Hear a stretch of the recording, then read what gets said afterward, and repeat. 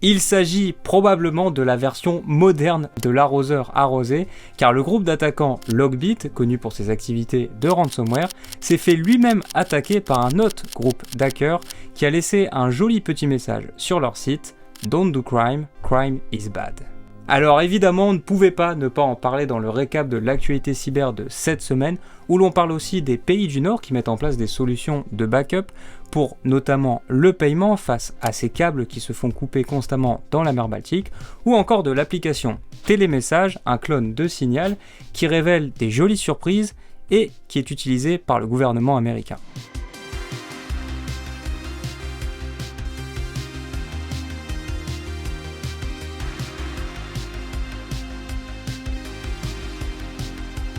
Don't do crime, crime is bad. Voici le message qu'on pouvait lire sur le site de Logbit accompagné par un petit lien renvoyant vers un .zip contenant des informations ultra croustillantes laissées là par un autre groupe d'attaquants complètement inconnu. Et dans ce .zip, on pouvait retrouver notamment 60 000 adresses de Bitcoin, mais aussi les informations sur 70 administrateurs du groupe d'attaquants Logbit. Aussi, dans ce leak, on apprend que les récentes demandes de rançon n'étaient plus aussi impressionnantes que l'on pourrait le croire, autour de 20 000 $ et majoritairement vers les pays de l'Asie, bien loin des rançons à 6 chiffres demandés il y a quelques années. La baisse de ces tarifs, elle s'explique aussi par l'opération Chronos, une opération réalisée par plusieurs acteurs, pour rappel dont Europol et le FBI par exemple, qui en 2024 étaient parvenus à momentanément interrompre les services de Logbit, ce qui avait d'ailleurs grandement nui à leur réputation dans le monde des hackers, et tout cela à cause d'une infiltration des agents dans ce gros réseau d'hackers qu'est Logbit.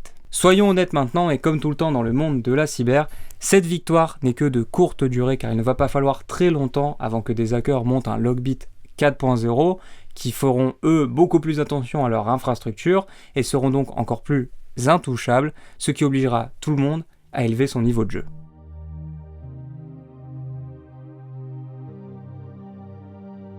Le conseiller à la défense nationale des États-Unis va finir par devenir, malgré lui, un cas d'école des trucs à ne jamais faire en cyber, encore plus lorsque vous êtes au gouvernement. Si vous ne souvenez pas de lui, il avait pourtant déjà fait la une de notre récap de l'actualité cyber il y a quelques semaines, car c'était déjà lui qui avait ajouté par erreur un journaliste dans une conversation Signal, journaliste qui a donc pu accéder en exclu et en avant-première au plan de l'attaque qu'ils allaient conduire contre le Yémen. Eh bien, aujourd'hui, une photo vient de révéler qu'en plus de la boulette de la dernière fois, notre ami Mike, comme j'aime bien l'appeler, ne se servirait même pas de l'application officielle Signal, mais d'un clone appelé Télémessage. Bon, a priori, on s'en fout un peu parce qu'on n'est plus à ça près, sauf que cette application contient une feature supplémentaire, le fait de pouvoir archiver des messages, mais en clair, donc sans chiffrement, détruisant complètement le principe du chiffrement de bout en bout. Des attaquants annoncent même avoir pu accéder à ces messages, encore une jolie perle et un joli trou dans la sécurité des États-Unis.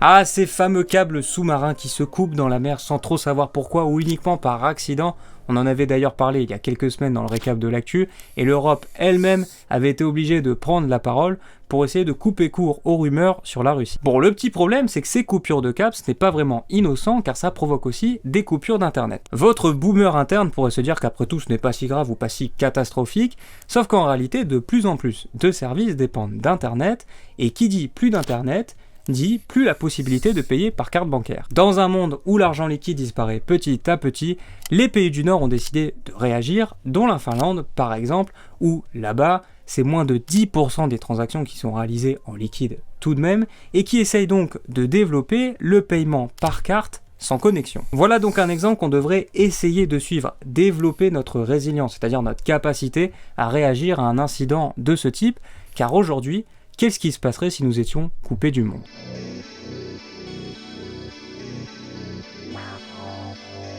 Payer n'est jamais une bonne idée. Lorsque vous prenez une attaque de ransomware, vous pouvez vous dire que foutu pour foutu, autant payer les attaquants et espérer qu'ils sont de confiance. Sauf que les attaquants n'en ont jamais assez, comme nous le prouve cette histoire de PowerSchool. Car une fois que PowerSchool a payé les attaquants, ces derniers maintenant ont décidé de s'attaquer aux victimes de leur ransomware, c'est-à-dire là, dans ce cas-là, aux institutions publiques et aux écoles qui utilisaient le système et l'application de management PowerSchool, pour leur dire exactement la même chose: payez ou alors nous diffuserons les informations de votre école en ligne sur internet. Voilà pourquoi il ne faut jamais payer les attaquants, car souvent ce n'est que le début des problèmes, car malheureusement les attaquants ne sont pas vraiment les personnes les plus honnêtes, intègres et fiables que l'on peut trouver dans le monde. Voilà pour le récap de l'actualité cyber de cette semaine. N'hésitez pas à me dire ce que vous en avez pensé dans les commentaires, à partager et à liker la vidéo si elle vous a plu et à vous abonner. Et nous on se retrouve samedi prochain, 19h même heure, pour le prochain récap de l'actualité cyber.